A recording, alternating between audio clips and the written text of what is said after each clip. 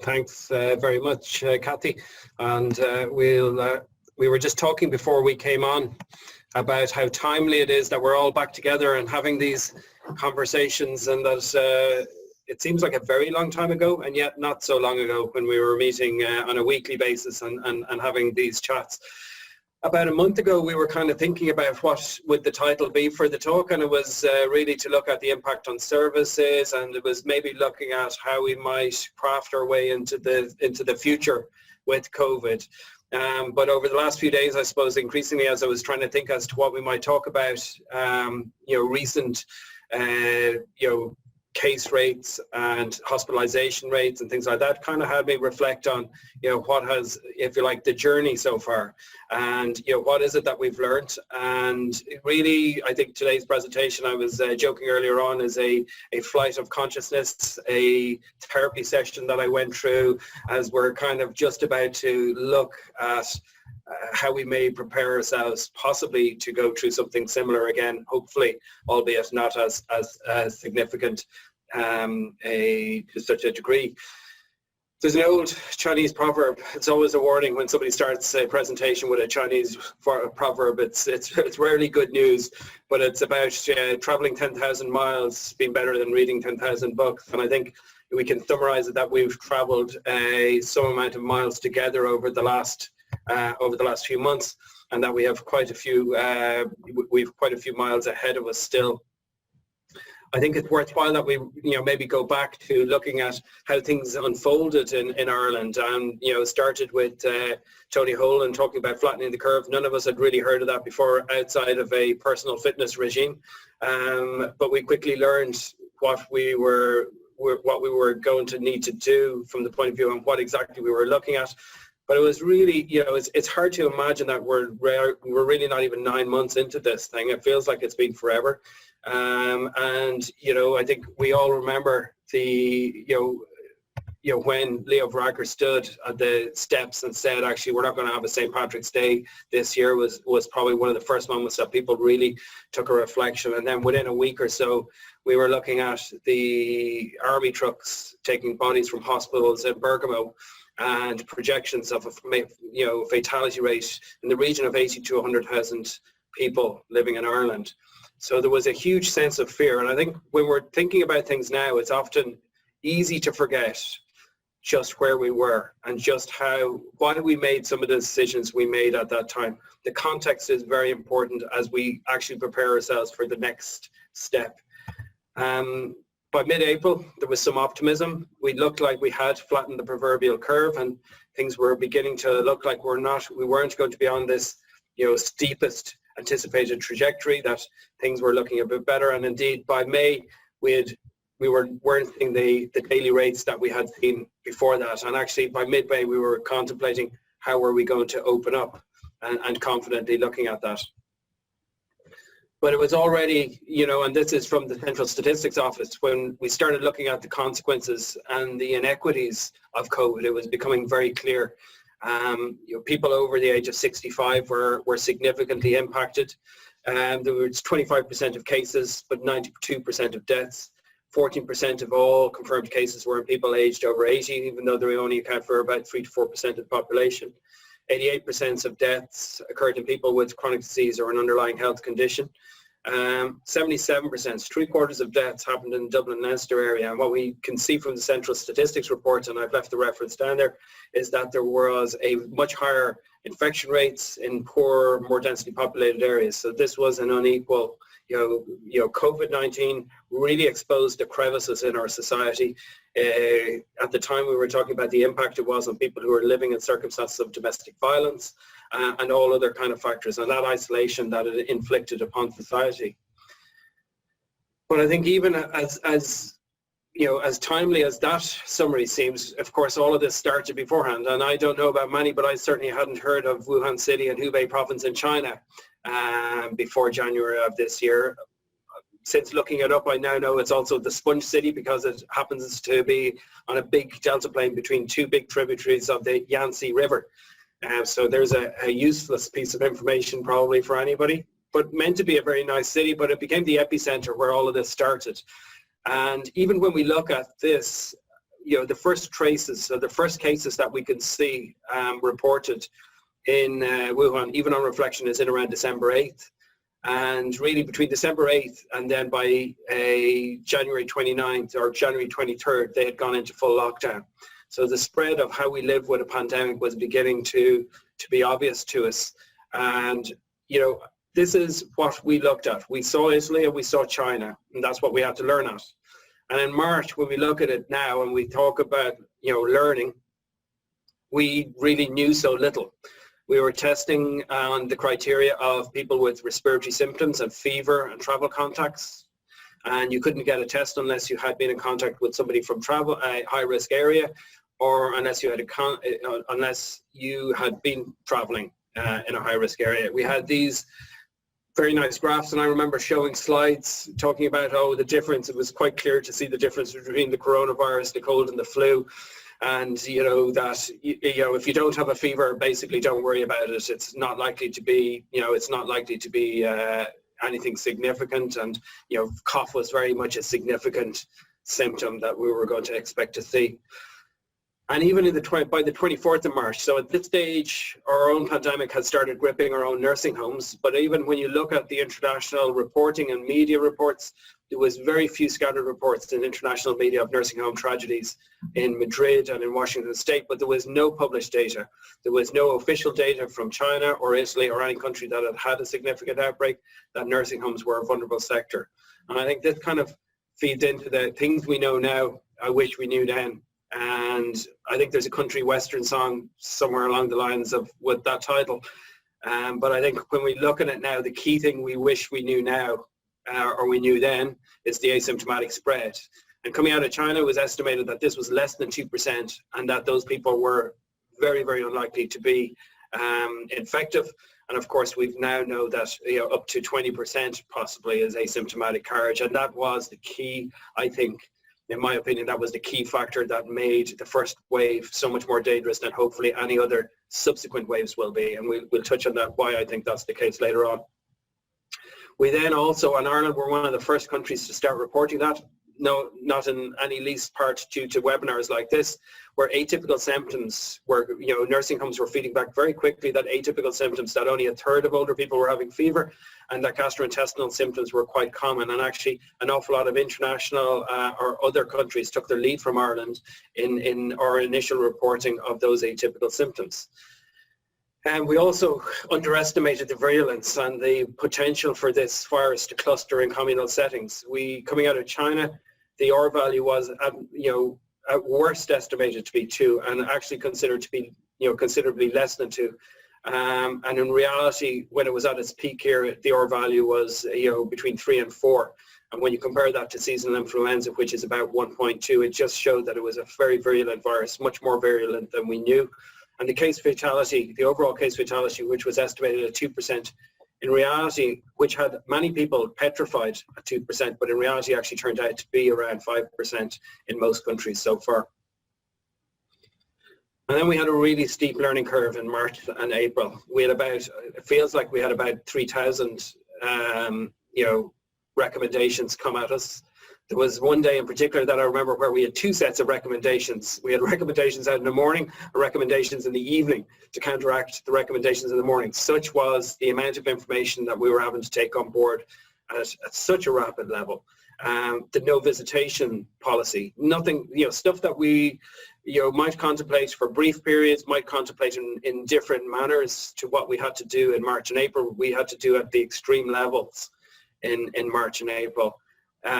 Managing environment, talking about things like cohorting, which we would rarely have to talk about in the context of which we did, looking at PPE, and PPE, beforehand had a whole different context, and really outside of a few people who worked in high-risk sectors, PPE, like we were using, was a very, very unfamiliar thing to do. And even within the hospital setting here, I remember all of the training programs that we had.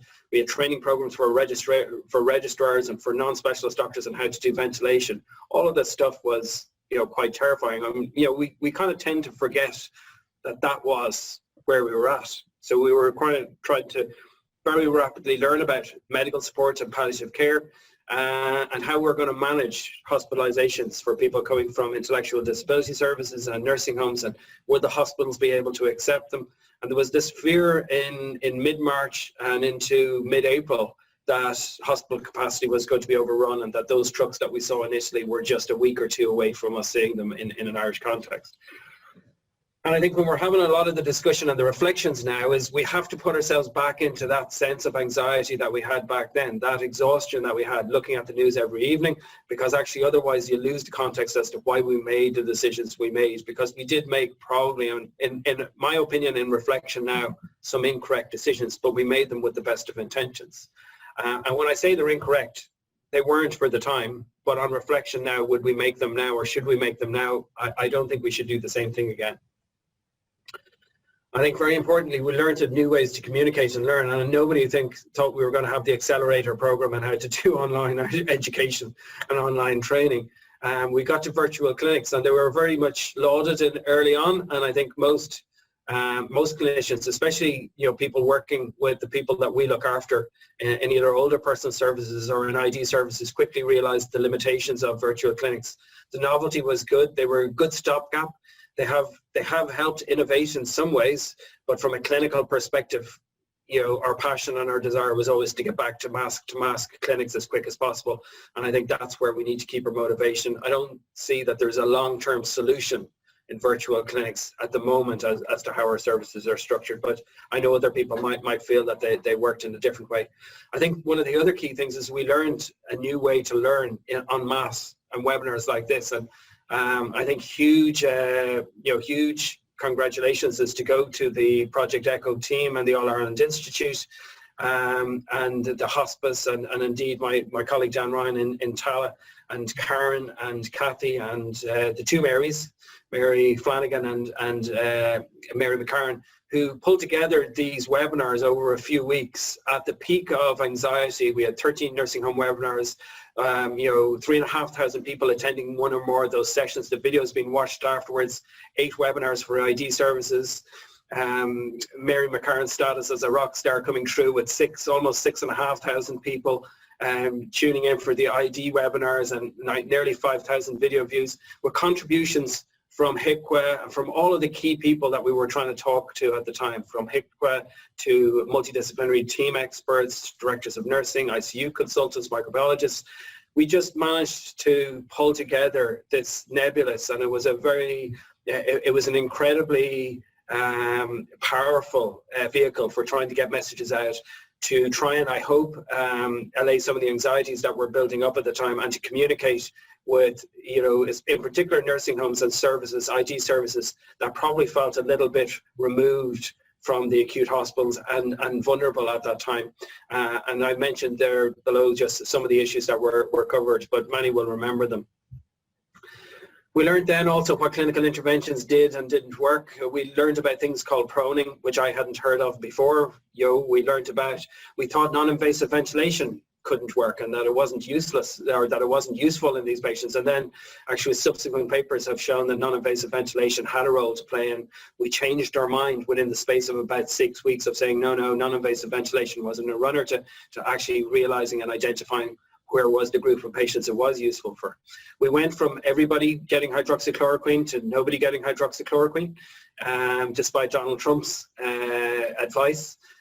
We learned about anti-HIV drugs, that they weren't any good, but then we learned that remdesivir, an antiviral agent, could be useful. In more recent weeks, we've learned that steroids that we were terrified about giving early on are actually very useful, and we actually started giving steroids. And I remember some of the advice coming through in some of these webinars as we were going into the end of April was saying actually people look like they're doing well on steroids, and the literature has backed that up now, that steroids did turn out to be a very useful adjunct for people, even people who were very severely unwell. And we know now that anticoagulation, thinning people's blood, is an important part of their treatment, and in particular for post-COVID complications, which we didn't fully understand at that time. We've learned that bleach intravenously is probably not the wisest course of action, and can have significant cognitive effects. But then we also, in a more serious note, we learned of the frailties of our long-term care provision model, and with over almost 1,000 nursing home residents, about 60% of all deaths, the cost of COVID, and it was a very costly way to learn this lesson. Many had talked about it for a long time. With 234 out of our 580 odd nursing homes in the country having an outbreak. And it's worth bearing in mind that there may even be people on this webinar. We've 39 outbreaks currently and 4 new outbreaks this week. So this isn't something that has stopped. And that's why I think I kind of pivoted slightly on the presentation according to the title, because I think there are people who are dealing with some of the stuff we dealt with for a few months. They're dealing with it for the first time. We know that the eastern half of the country was affected most in this, but other areas were affected. And when people say, look, what was and I've been asked many times, and I'm sure many have been asked many times, what was the main thing that happened? High community spread is what led to high risk for nursing homes. Where you have high amounts of COVID circulating in a community around a nursing home, it's going to spill into the nursing home. And it is very difficult for any nursing home with the best protection policies in the world to try and stop a virus that is spreading at the front door from coming from the nursing home. Despite a lot of media reports that were unhelpful, there was no clear relationship between prior adherence to HIPAA standards and the impact of COVID-19 on individual nursing homes. There had been some that had very high levels of compliance with HIPAA standards who had very significant outbreaks, and others who would have had challenges beforehand who didn't have any COVID-19 before. And I think what we did get to see, though, was as nursing homes evolved into an outbreak, there was a discordance between the standards that it would have kept or would have been proud to be keeping beforehand and what unfolded with those staff pressures. And that definitely certainly did feed into the impact of COVID-19 on a nursing home.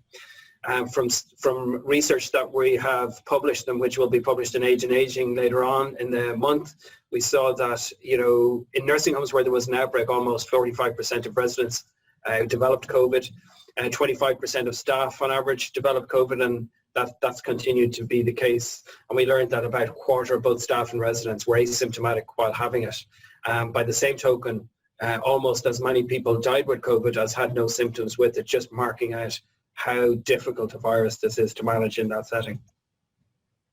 And of course, the expert panel final report, which has over 80 recommendations, really does highlight the where we're at and where we need to get to from the point of view of our long-term care provision.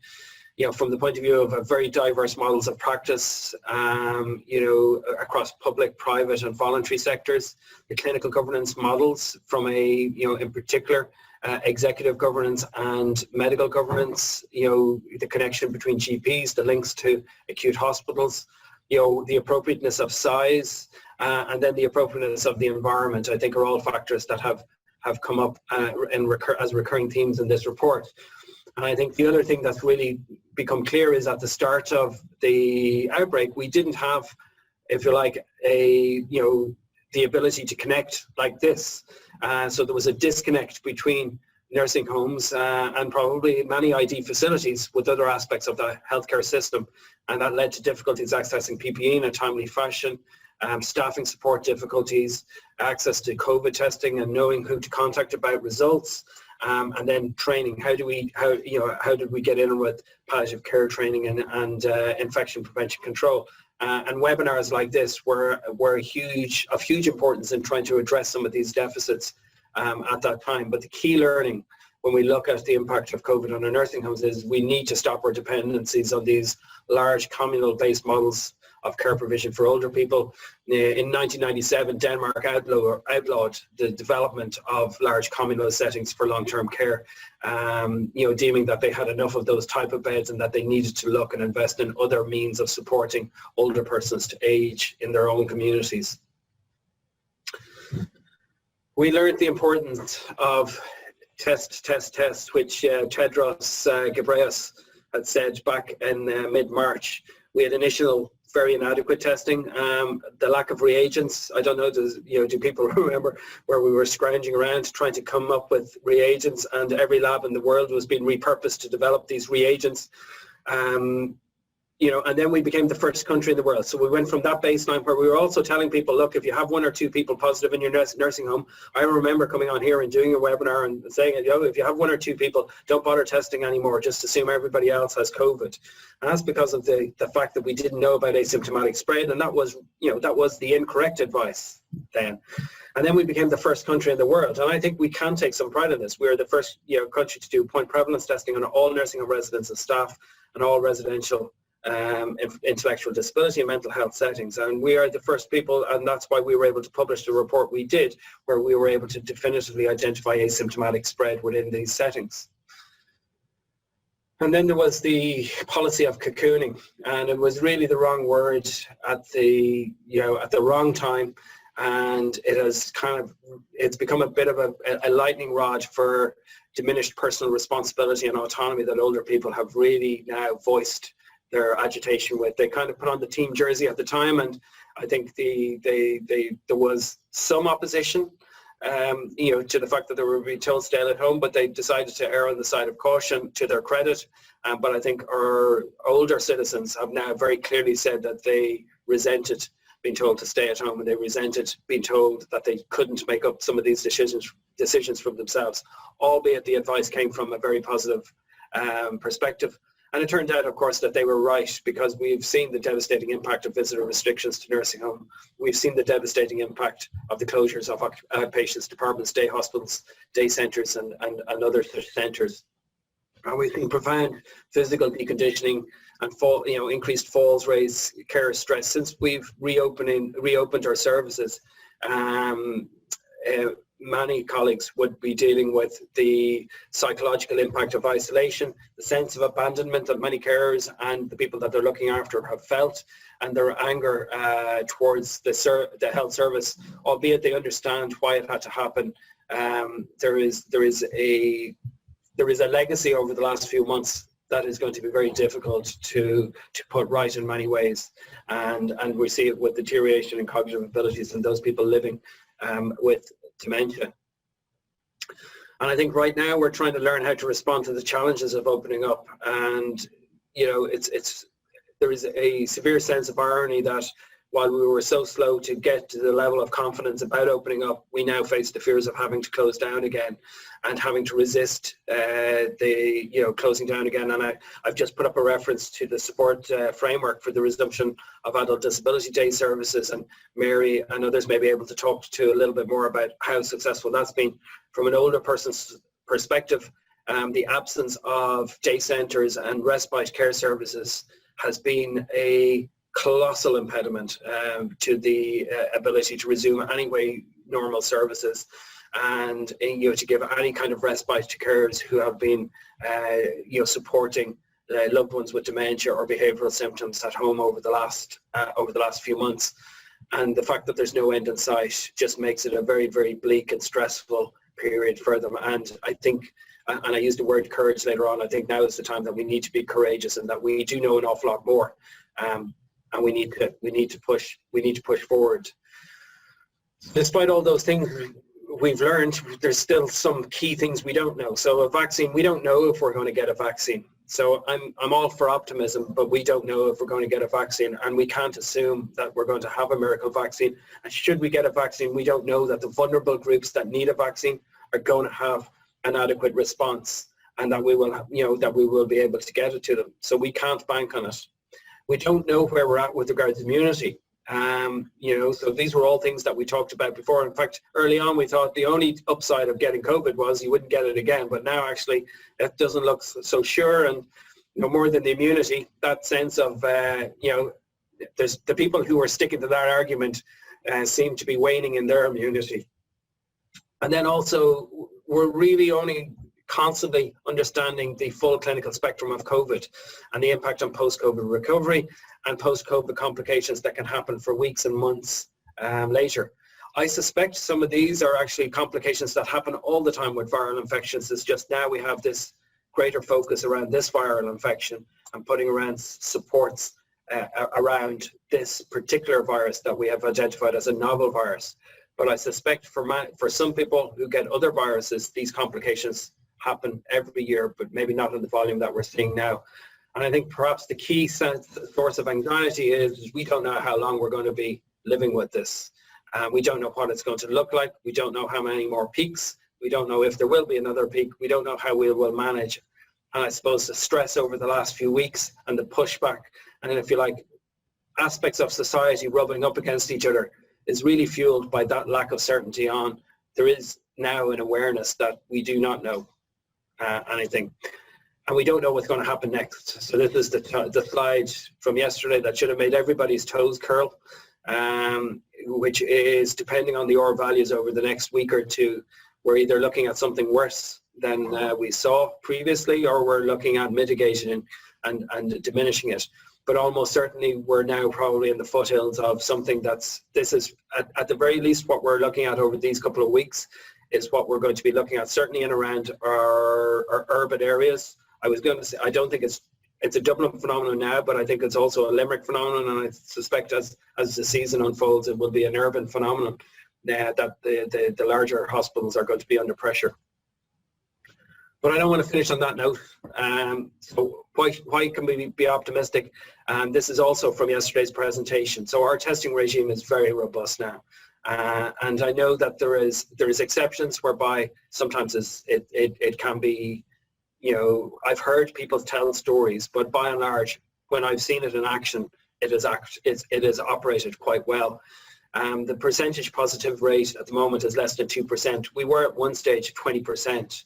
So of the tests that we were doing, 1 in 5 of them were positive. We're now at 2 out of 100 are positive. So that means we're testing loads and loads of people, which is a very important thing, especially when we put it in the context of the vulnerable adults that we look after and the ability to identify asymptomatic spread.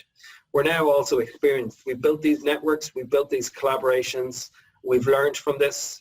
We're much better at coming up with new treatments, and we've treatments that have, that we're able to, to use to better effect. So there is a skill set that is there that we didn't have before, albeit exhausted, albeit, there is a wisdom there, and there is an energy there that we know we did this before, and I think we should take some reassurance from this.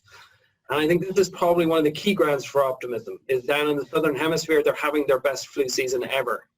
And, so if you look at, this is the 2019 flu season. So they had a really tough flu season last year. This is the 2020 flu season, this line. And we're into, this is the data from last week. So we're into, really where things should be picking off. And yet, they're not. And it looks like the measures that we put in place for COVID are having a very profound impact on flu. And we should also bear in mind, those of us in particular who look after people who are vulnerable to influenza, a third of people die in nursing homes each year, and a huge number of those deaths are related to the flu season. So it's no small measure if we're able to have a really good flu season. It could easily negate the tragic and severe impact of COVID earlier on in the year. So I think it's something that, when it comes to vaccinations this year for influenza, for staff and for residents, we should be looking at near 100%, unless there is very, very, very strong clinical grounds as to why we're not doing it. This year more than any. And this is my last slide, and this is a photo that many have probably seen, and it's so, I think it's a fantastic picture because it evokes so many different responses and so many different people. And this is John Joe Quinn. He's a gentleman from Galway sitting in the pub with his timer. It was picked up by the New York Times, and many kind of said, "Oh my gosh, what a forlorn picture that he's there with his timer and his time and how he's going to have to leave." But actually, if people didn't hear the interview with John Joe, he was actually very, very happy. And he has the timer in front of him to tell him when he's going to go home and get the news update on the COVID outbreak and find out what are the daily cases. And he said he would be quite happy to forego his pint of Guinness to make sure that everybody is safe in the community and that everybody needed to follow the guidelines. And I just thought it was actually a sense of, this is a man who's sat back, he's considered the risks, he's considered his qualities, he's taken his precautions, but he still had the courage to go out and actually connect and do as much as he can do. And I think it's the most important thing we need over the next few months is we cannot go backwards. And we have to continue to keep the services that we've worked hard to get back up and running over the last few months. We have to keep them running. We have to be courageous and make them as safe as possible. But we must, we have to push through, is my opinion. So thank you very much.